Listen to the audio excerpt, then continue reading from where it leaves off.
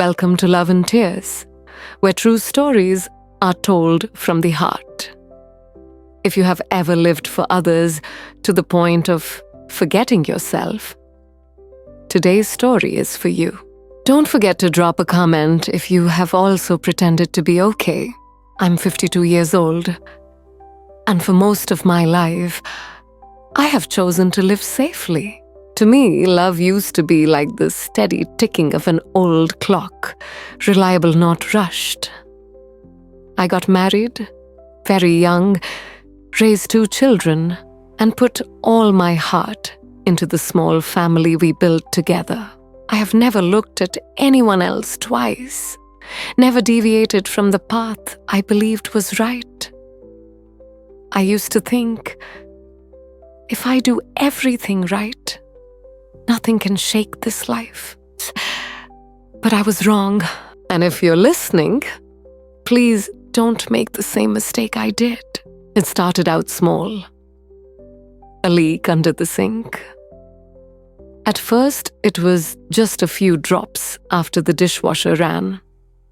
I wiped it up with an old towel and ignored it. But a few days later, I noticed water starting to seep onto the tile floor, seeping into the edge of the rug next to the sink. That's when I knew I needed help. My husband David was in Chicago on a business trip. I'd always hated his business trips. The house felt emptier and quieter than ever. Especially now that our kids were grown and living far away. I was torn between calling a plumber or waiting for David to come home. But then I remembered Ethan, David's best friend from college. He'd been there for our wedding, holding our first child when he was born. Ethan was almost like family to David. So I texted him, "Ethan, there's a leak under the sink. If you're free this week, could you come by and help?" He replied almost immediately, "I'll be there in 20 minutes. Don't worry." I didn't have time to think about it. I tucked my hair back, glanced briefly in the mirror to make sure I wasn't too sloppy, and tried to ignore the strange feeling in my chest. When Ethan arrived, he was the same with his familiar smile and familiar toolbox. A few more grey hairs, a few lines of age on his face, but the same steadiness that made people trust him unconditionally. "Hi, Emily," he said. "Let me take a look." "Thanks, sorry to bother you."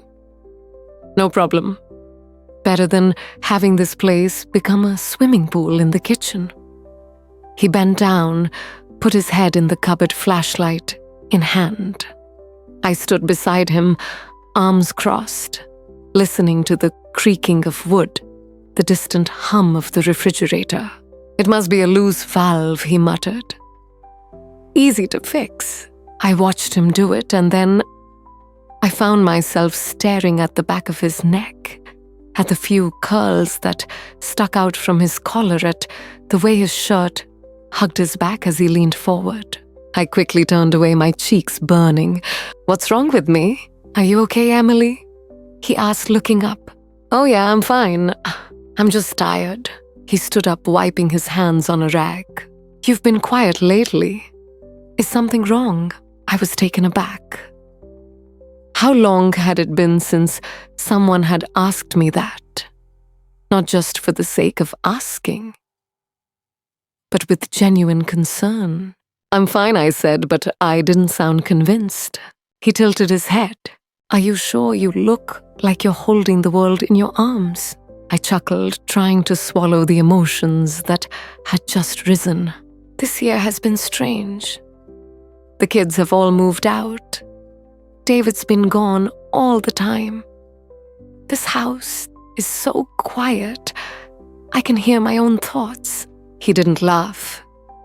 He just looked at me with a look that always scared me. Not because it was harsh, but because it saw so much. "I know how it feels," he said softly. After the divorce, there were nights when I just sat on the couch, listening to the silence around me. It was loud, and there was no one to talk to. I nodded, feeling the air begin to feel heavy. Not heavy, but full. Do you ever feel like you're fading away? I asked. He was silent. Then very slowly, he placed his hand over mine on the table. Only when I'm trying to pretend I'm okay. I choked. His hand was warm, familiar. But this time it carried something else.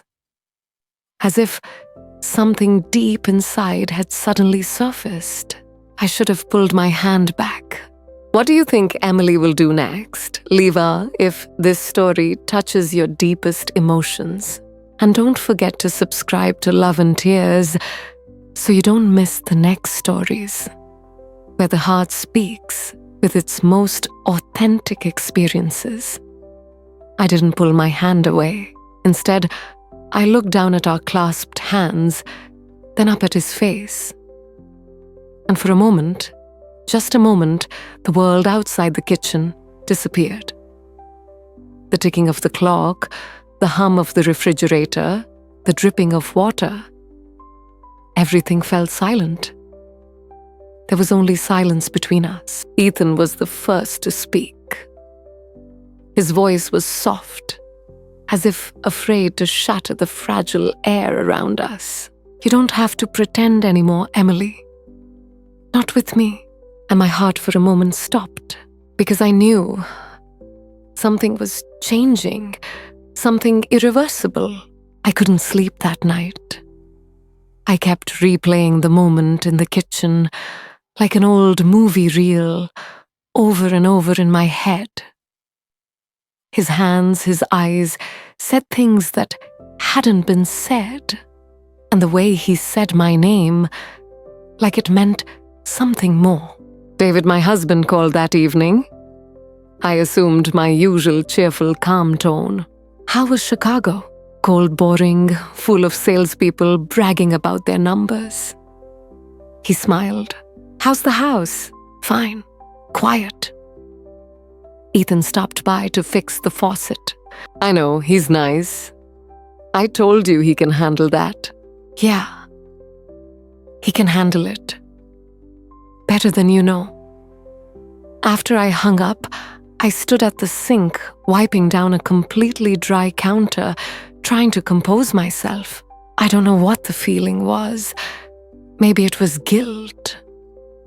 But deeper than that, it was something else, the feeling of being seen. Not as David's wife, not as the mother who always had clean clothes, not as the one who got the bills done on time, but as Emily. Just as Emily. The next morning, I tried to forget, walked the dog, stopped by the grocery store, cleaned out the living room cupboards. But my mind kept drifting back to the kitchen yesterday, where time had stood still. I didn't initiate contact, but I didn't need to. The text came first. Are you okay? Just 3 words. But it was like a wave hitting my chest. I stared at it for longer than I should have, then texted back. I'm not sure. Can we talk? He came in the afternoon. No toolbox. Just Ethan in his soft grey flannel and jeans. He looked different, or maybe I was looking at him with different eyes. I invited him in. I made 2 cups of tea because I didn't know what else to do with my shaking hands. We sat on the porch. The sun was about to set, casting long golden streaks across the lawn. The air was cool, fragrant, with dried leaves and a fragile sweetness. I didn't mean to cross any lines, Ethan said, cupping his tea. I just saw something in your eyes. Something familiar. I lowered my head, nodding. I might have crossed a line, but I didn't stop you. Then there was silence.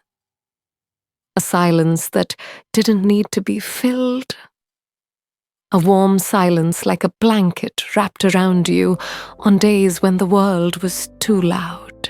I feel lonely, I said, my voice fading. Not exactly unhappy. Just blurred, like I'm living behind a glass. Seeing everything but touching nothing. He looked at me for a long time, as if weighing his words. Me too, we both are. And there was something about that both comforted me and frightened me. Because I realized the hunger in his eyes was my own reflection. I don't want to break anything, I whispered. The life I've built may not be glamorous, but it's stable. It's safe. Yes, he said, but sometimes safe becomes a cage. I looked at him for real this time. There was something behind those eyes. A little regret, a little longing, maybe both. Do you remember that summer at Lake Lanier? He asked. I laughed in surprise. Of course, David and I have been fishing all week. And you've been reading by the water. He smiled. You're always there when I come home, barefoot in the sand, hair all tied up in a messy bun. I felt my chest growing hot. I thought you didn't notice. I noticed everything. I didn't know what to say. It felt like I'd stepped onto a narrow, foggy bridge. One more step, and there was no turning back. He leaned in his voice, almost a whisper. I'm not asking for anything, Emily. I'm not looking for anything adventurous. But if you need someone to talk to, someone who remembers who you are, I'm here.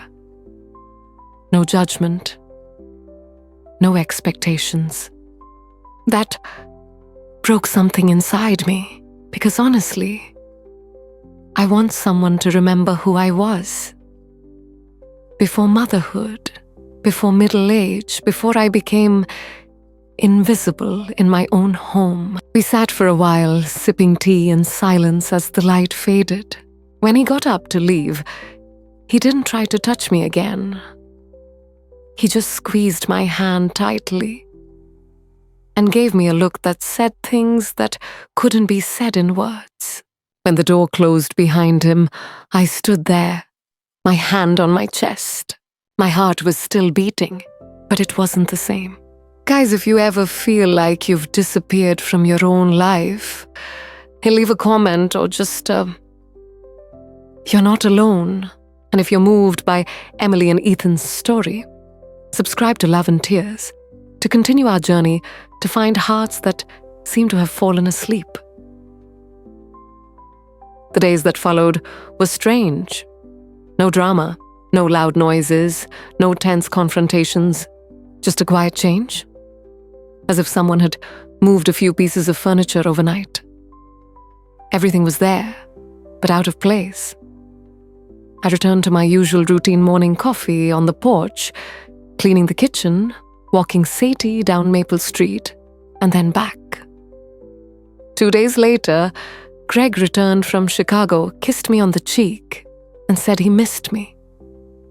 He unpacked as if everything was the same. But I wasn't the same. I began to notice things I'd missed. The way Greg never really looked me in the eye when we spoke. Dinner had become a conversation about schedules with no connection. Where we used to laugh at silly things, now we just shared information as colleagues. I didn't blame him. It wasn't anyone's fault. We were just quietly drifting apart. And once you see that gap, there's no pretending not to see it. Mike didn't text back. Neither did I. Not because I didn't want to, but because I needed time to figure out what was going on inside me. Then Friday came. Greg had an impromptu dinner with a client. He apologized. I said it was okay, and I really didn't mind. But when I heard his car pull out of the driveway, an eerie void filled the house. I poured a glass of wine, turned on some soft music, and sat on the back porch, wrapped in a blanket. The moon was high, silvery, behind a thin layer of clouds. The night air smelled of burning wood and pine needles. I hadn't meant to text Mike. I really hadn't. But my finger hit send before my mind could intervene. "Are you awake?" A few seconds later, he replied, "Yeah, what's up?" I hesitated, then texted, "I don't know." "Can you come over?" When he arrived, the knock was just a soft tap at the back of the house. I opened the door, and there he stood, his hair slightly tousled, his coat open, his eyes calm but quietly questioning. "I'm sorry," I whispered, stepping aside. "No need to apologize." We sat on the porch again, this time without tea, just silence. I said softly, "I can't stop thinking about what you said. That you saw me. I don't know how much I wanted it." He nodded. "I'm telling the truth. I know, we didn't touch. There was no movement beyond the boundary. But the space between us was warm, like two candles burning side by side. Suppose you said you felt something in the kitchen too?" I asked, my voice trembling slightly. "Me too," he said, his eyes never leaving mine. The truth lay quietly between us, simple, clear, undeniable. "But we can't," I said. "I'm married." "I know," he replied. "And I'm not asking you to do anything that will destroy your life. I just want you to know that you're not alone. You matter." I choked up. "I feel selfish for needing that." "It's not selfish," he said, his voice soft. "Everyone needs to be seen, to be touched, to be remembered." His words were like a cloth, wiping away the fog from a mirror. Not to hurt, just to clarify. He gently brushed a strand of hair from my cheek. There was no seduction, no urgency, just tenderness. A care that took my breath away, because it had been so long since anyone had touched me with that kind of gaze. When he got up to leave, he didn't hug me, didn't promise anything. But he paused at the door, his voice slow and earnest. "Caroline, whatever happens, promise me one thing." "What?" "Don't let yourself disappear again." And then he was gone. I stood there, the darkness surrounding me like a question I had no answer to. Because what I did know was everything had changed. The next morning, the house was the same. Sunlight streamed across the kitchen floor, Greg's coffee mug on the counter, the morning news hummed from the TV. But I wasn't the same.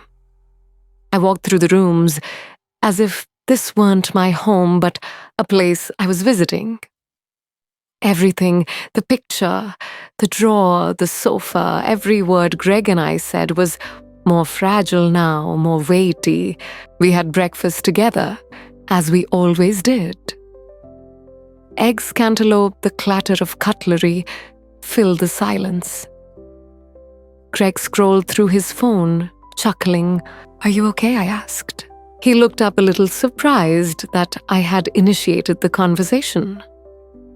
"Yeah, just some stupid texts from my friends." I nodded, then said I was thinking.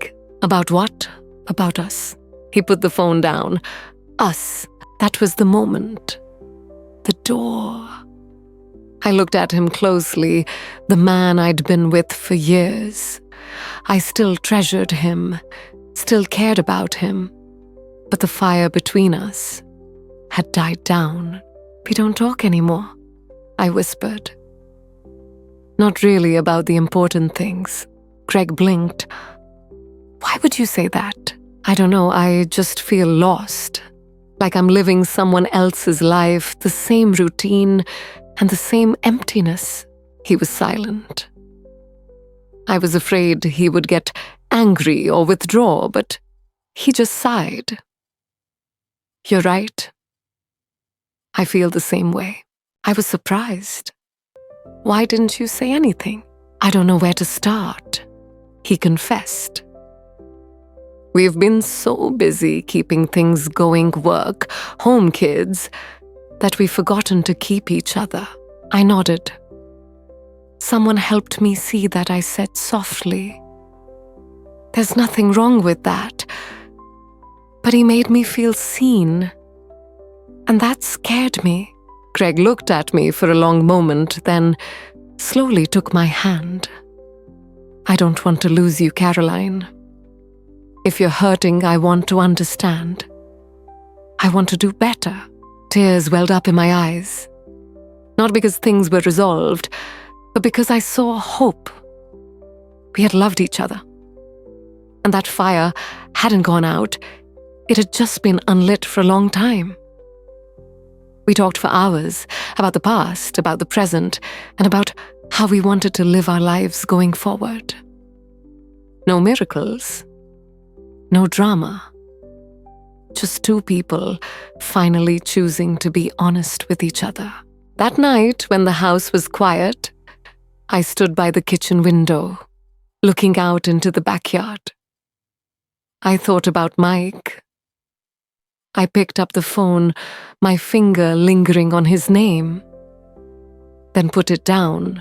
I stepped outside. The wind was cool, the leaves rustled. I whispered into the darkness, knowing he couldn't hear, but needing to say it. Thank you for waking me up, because what Mike brought wasn't betrayal, not secret passion. It was a reminder I was still alive, I was still there, still worthy of being seen, remembered, loved.